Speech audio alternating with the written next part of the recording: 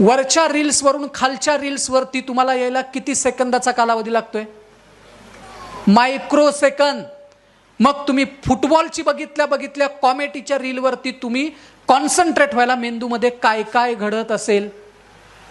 आनंद वाढत नाही, केमिकल सरकत राहतात, कालचं देखील लक्षात राहत नाही, निर्णय घेता येत नाहीत, मुलांच्या जगण्यात राग वाढतोय, समोरच्याला द्वेष वाढतोय.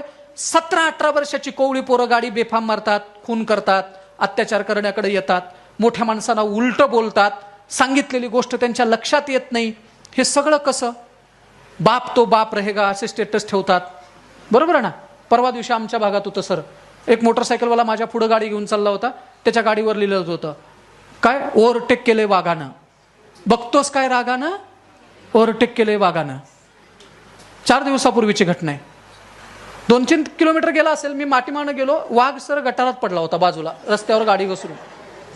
त्याला जाऊन मी उचललं, तू माझ्याकडे लागलाय बघायला. म्हटलं बघतोस काय रागानं? काय रागा?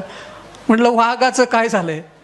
आता हे भावनिक बदल कशामुळं? तर त्या रील्समुळे आहेत. जर तुमची चव बदलायला 2 मिनिटं लागतात, तर मेंदूला वरची रील्स आणि खालची रील याच्यातला फरक कळायला देखील तेवढाच कालावधी द्यावा लागतो. आम्ही ते देत नाही, तेवढा कालावधी आम्ही देत नाही. आणि भावना विकसित होतात सर. कशामुळं? तर आभासी जगामुळं तुमचा आनंद आणि दुःखाच्या भावना विकसित होतात. कशा ते पण सांगतो. तुम्हाला असं वाटतं की मोबाईलनं तुमच्या मेंदूवरती परिणाम होत नाही? उदाहरण बघा ना, माझ्याकडे आता एक काही वस्तू आहेत, ती गोष्ट तुम्हाला सांगितली, तुमच्या शरीरानं रिॲक्ट व्हायचं नाही. सांगतो उदाहरणात काय.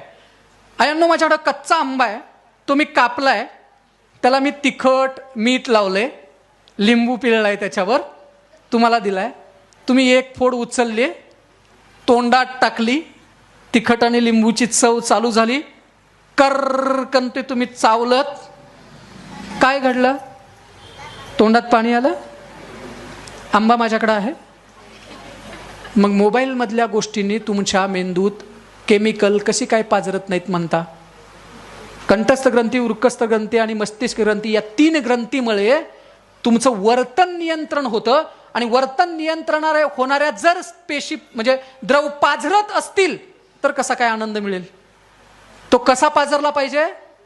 घंटेच्या प्रसामान्य वक्राप्रमाणे स्टेप बाय स्टेप पाझरला पाहिजे, तरच आपल्याला तो शाश्वत आनंद मिळतो. मोबाईलनं तुमचा तो वर खाली होते आणि त्याचा भविष्यात त्रास होईल. म्हणून आपण ही गोष्ट जपली पाहिजे. ती जपाल अशी अपेक्षा बाळगतो.